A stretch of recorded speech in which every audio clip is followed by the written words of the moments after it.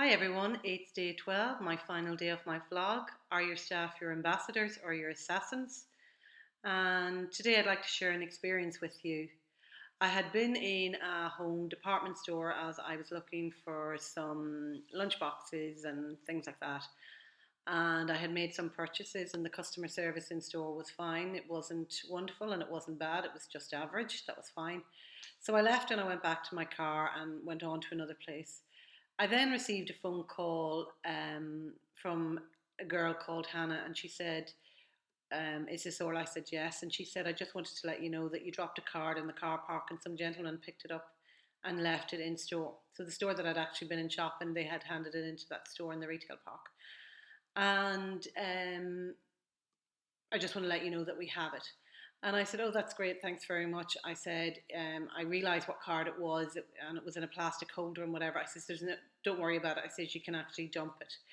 But the point is, she could have just said to the gentleman, "Sure, no problem." It wasn't a business card. It wasn't a cash card. It wasn't any kind of card like that. It wasn't no great value was associated with it. But at least she took the time to phone me and tell me that the card was there. And I thought, that's pretty good, because some other staff members would have said, "Yeah, sure, no problem," and just left it there or binned it or whatever.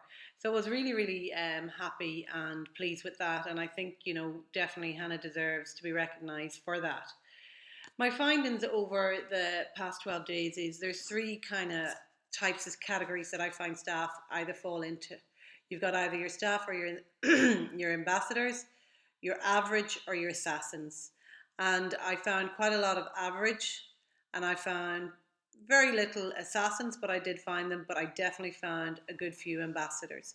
And the difference of having ambassadors in your business is that we all know it's more expensive to get new customers in through the door, and it's a lot cheaper to retain your customers. And if you've got your staff working as ambassadors, you will get those staff returning again and again and again.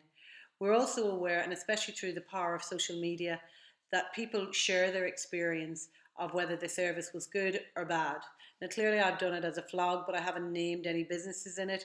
Where in on social media now, I mean, people will name businesses and will, potentially harm some businesses by posting it on social media, but also then they tell people of their experiences as well. So what I would say to you is, if you're not already invested in staff training and you're not investing in a mystery shopper program, that is something you need to consider. But if you do consider it, it also needs to be consistent. There's no point doing it a month here and then 3 months later doing it again. You will not build consistency on that. Now, a mystery shopper and my experiences are all a snapshot in time. They could be purely different on another day.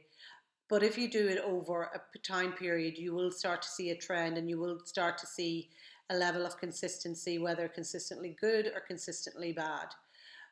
But the thing is, you've got to give the staff the tools in the first place to do their job.